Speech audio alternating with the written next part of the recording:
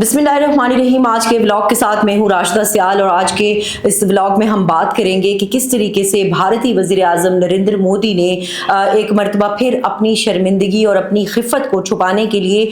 जो गुज़श्ता रोज़ एक press conference की और जिस तरीके से हम देखते हैं कि हिंदुस्तान को शिकस्त हुई है, बेसिकली उसके बाद से हिंदुस्तान के अपने अंदर से आवाज़ें उठना शुरू हुई। ना सिर्फ ये कि इंटरनेशनल मीडिया और आलमी बरादरी की जानिब से ये आवाज़ें उठी, बल्कि ये शर्मिंदगी अपने ही मुल्क के अंदर नरेंद्र मोदी को हुई। और उस वक़्त जब वहाँ के अपनी लोकसभा में ये सवालात उठे कि नरेंद्र मोदी ने क्या हिकमत अमली अपनाई, ये एक फेल्ड पॉलिसी थी जो कि पाकिस्तान के ख़िलाफ़ जारहियत करना थी। और फिर जिस तरीके से वो फेल्ड पॉलिसी दोबारा से जब पाकिस्तान ने उसका रिस्पॉन्स किया, जवाब दिया, तो किस तरीके से वो नाकाम हुई। तो इस सारे ड्रामा को लेकर उसके बाद हम देखते हैं कि हिंदुस्तान के अंदर से अब ये कहा जा रहा है कि नरेंद्र मोदी जो है वो अपने इस्तीफ़े दें और अपने ओहदे से मुस्ताफ़ी हों, और वो इस सीट के अहल ही नहीं हैं। वो एक ऐसी ज़हनी कैफियत में मुब्तला हैं जो कि सिर्फ जंगी जुनून में हमें मुब्तला नज़र आते हैं। तो ये अब हिंदुस्तान के अपने अंदर से आवाज़ें उठ रही हैं, लोकसभा में उन पर आवाज़ें उठ रही हैं, अपोजिशन के लोग इस किस्म के डिमांड्स कर रहे हैं, आवाज़ें उठा रहे हैं, और नज़र भी ऐसा ही आता है। और इस तमाम ये जो एक जंगी माहौल भारत की जानिब से बीजेपी सरकार ने बनाया, तो उस जंगी माहौल का जितना भी नुकसान है वो देखा जाए सफारती लिहाज से हो, अस्करी लिहाज से हो या तिजारती लिहाज से हो, ये तमाम का तमाम जो नुकसान है ये हिंदुस्तान को ही हुआ है। जबकि पाकिस्तान को इसमें सफारती लिहाज से बरतरी हासिल हुई, अस्करी लिहाज से बरतरी हासिल हुई, और इसके साथ साथ पाकिस्तान का जो मोराल है, जो कौम का मोराल है, वो इतना अप हुआ है। तो ओवरऑल अगर हम देखें तो पाकिस्तान के अंदर ये जो जंग थी, जंग ज़ाहिर है किसी के हक में नहीं होती, जंग को कोई भी फेवर नहीं करता, मगर इस जंग का फ़ायदा जो है वो पाकिस्तान को हुआ है। और जिस तरीके से अमेरिकी सदर डोनाल्ड ट्रंप ने ये कहा है कि वो पाकिस्तान के साथ बहुत ज़्यादा ट्रेड करना चाहते हैं, वो हिंदुस्तान की भी उन्होंने बात की है, लेकिन पाकिस्तान की बात की। दूसरी बात एक बड़ी अहम यहाँ पर जो करने की है वो ये है कि हिंदुस्तान गुज़श्ता कई दहाइयों से, 70 सालों से ये कहता आया कि कश्मीर का जो मसला है वो प्योरली हिंदुस्तान का इंटरनल इशू है, और कश्मीर को हिंदुस्तान अपना इंटीग्रल पार्ट करार देता है, यानी कि अटूट अंग करार देता आया। तो अब जो कश्मीर का इशू है, जो दोनों मुल्कों के दरमियान, पाकिस्तान और इंडिया के दरमियान एक बोन ऑफ कंटेंशन है, जिसको लेकर किसी भी वक्त हमेशा से इंटरनेशनल एक्सपर्ट्स भी ये कहते आए कि दोनों कुव्वतें किसी भी वक्त आमने सामने आ सकती हैं, दोनों न्यूक्लियर पावर्स हैं। और अगर हम देखें तो इस वक्त दोनों न्यूक्लियर पावर्स जो हैं वो आमने सामने थी और बिल्कुल एज के ऊपर खड़ी हुई थी। तो मसला कश्मीर को लेकर पाकिस्तान का ये मौक़िफ़ रहा कि अक़वाम मुत्तहिदा सिक्योरिटी काउंसिल के अंदर जो उनकी करारदादें हैं उसके मुताबिक कश्मीर का हल होना चाहिए, मगर हिंदुस्तान इस हकीकत को हमेशा डिनाई करता रहा, इससे इनकारी रहा, और कश्मीर को कोई इंटरनेशनल तनाज़ा करार देने को या उसको अंडरस्टैंड करने को तैयार ही नहीं था। मगर अब जब अमरीकी सदर ने सालिसी की जहाँ बात की और सीज़ फायर की जहाँ उन्होंने अनाउंसमेंट की, तो वहाँ पर उन्होंने कश्मीर की बात की, जो कि पाकिस्तान के लिए एक बड़ी विन विन सिचुएशन है। तो पाकिस्तान के लिए ये एक बहुत प्लस पॉइंट है कि अब कश्मीर के मसले को आलमी सतह पर न सिर्फ रिकग्निशन मिली है, बल्कि अमेरिका के सदर मसला कश्मीर को हल कराने की बात कर रहे हैं। तो ये एक हिंदुस्तान के लिए एक अगेन एक अनदर एम्बैरेसिंग सिचुएशन है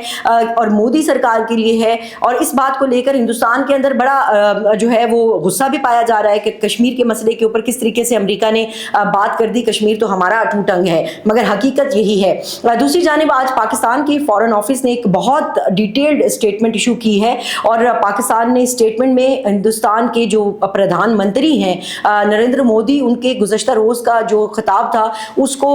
शदीद अल्फाज में कंडेम किया, उसकी मज़म्मत की है, और ये कहा है कि हिंदुस्तान जो है वो अब अपनी शर्मिंदगी और अपनी खिफ़त मिटाने के लिए पाकिस्तान को शिकस्त खोरदा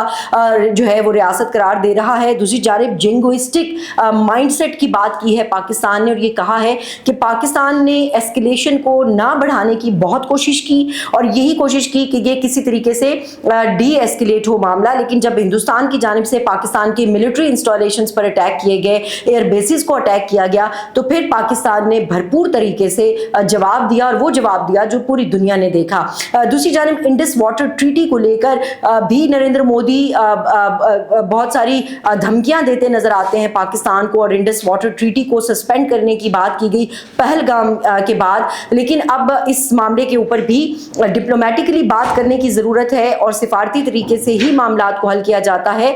جنگیں جب بھی ہوتی ہیں ان کو مذاکرات کے ذریعے ہی بات کی جاتی ہے. ایک مثبت پیش رفت ہوئی ہے گزشتہ روز سے لے کر اب تک, جو کہ پاکستان اور انڈیا کے D G military operations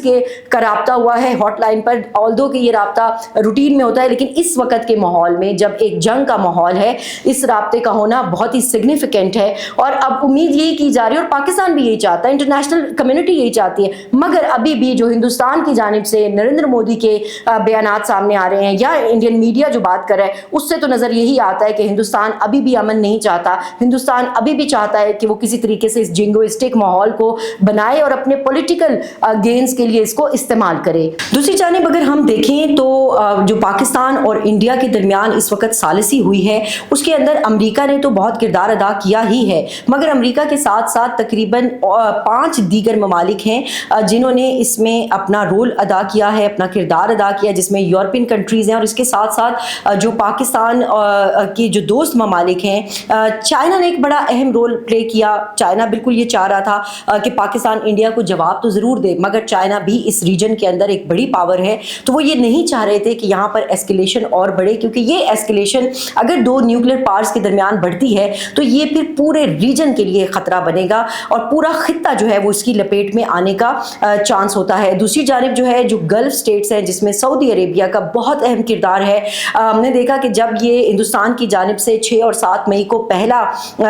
Pakistan کے خلاف ایک اٹیک جو ہے وہ لانچ کیا گیا, تو اس کے بعد جو سعودی جو فارن منسٹر فار اسٹیٹ تھے عادل الجبیر, وہ پہلے نئی دلی گئے اور پھر نئی دلی سے وہ اسلام آباد آئے, تو وہ ایک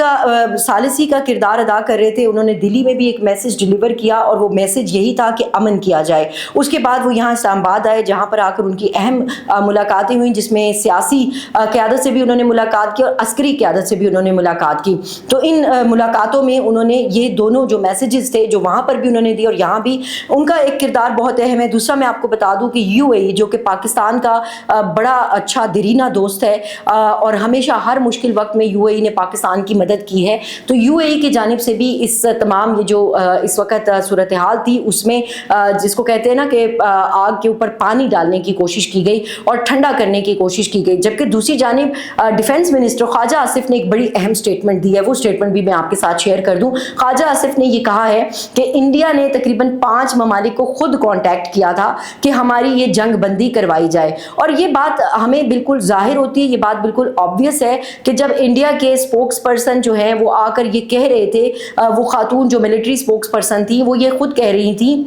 کہ انڈیا بھی ڈی ایسکیلیٹ کرنا چاہتا ہے, شرط یہ ہے کہ پاکستان ڈی ایسکیلیٹ کرے. تو یعنی آپ کی عقل اس وقت ٹھکانے آ گئی جب پاکستان نے 10 مئی کو آپ کو زبردست قسم کا جواب دیا, تو آپ کو سمجھ آ گیا کہ اب صورتحال جو ہے وہ کنٹرول سے باہر ہو سکتی ہے, اب معاملات کو سنبھالنے کی ضرورت ہے اور اب جو ہے وہ ڈی ایسکیلیشن کی جانب جانا چاہیے. دوسری جانب D G S P R lieutenant general Ahmad Sharif نے بھی اپنے پریس کانفرنس میں اس بات کو کنفرم کیا. جب ان سے یہ سوال کیا گیا تو انہوں نے اس بات کی کنفرم دی کہ پاکستان نے یہ سیز فائر کے لیے کانٹیکٹ نہیں کیا, it was India who contacted the international community. So India نے خود جو ہے وہ اس حوالے سے, اور اب نریندر مودی آ کے بڑی بڑی باتیں کر رہے ہیں, بڑے بڑے دعوے کر رہے ہیں کہ جی وہ تو پاکستان ہار گیا تھا, تو پاکستان شکست خوردہ تھا اور پاکستان یہ چاہتا تھا کہ یہ جنگ بندی ہو. تو یہ صرف وہ اپنے پولیٹیکل گینز کے لیے, اور کیونکہ آپ کو معلوم ہے کہ ہندوستان کے اندر اینٹائی پاکستان جو نیریٹو ہے اس کو بیچا جاتا ہے, وہی وہاں پر بکتا ہے, اور بالخصوص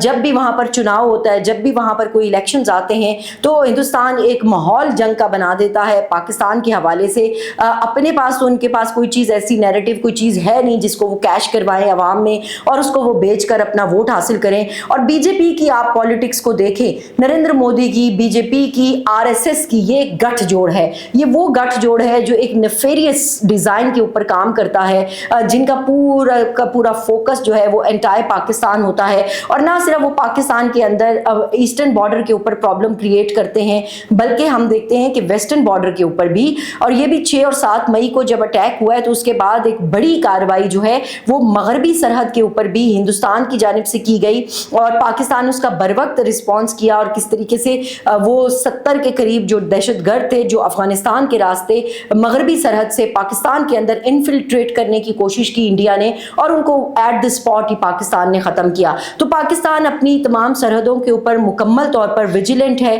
اور مکمل طور پر جو ہے وہ کام کر رہا ہے. لیکن یہ جو نریندر مودی کا بیانیہ ہے یہ اب گھس پٹ چکا ہے, یہ اب پوری دنیا نے دیکھ لیا ہے, یہ جھوٹ پر مبنی ہے, اس کی کوئی حقیقت نہیں ہے. اور اب جس طرح سے ہم نے پہلے کہا کہ ہندوستان کے لوگ بھی سمجھدار ہیں, سوشل میڈیا کا وقت ہے, حقائق چھپائے نہیں جا سکتے ہیں. اور جس طریقے سے ان کی فورسز, ٹرائی فورسز کی پریس کانفرنس تھی, جب ان سے سوال پوچھے جا رہے تھے تو وہ یہ کہہ رہے تھے کہ ابھی ہمارے پاس ڈیٹیلز نہیں, ہم بعد میں بتائیں گے. تو بھئی آپ کون سی ڈیٹیلز بتائیں گے؟ آپ بتائیں اپنے عوام کو کتنی بے شرمی سے اور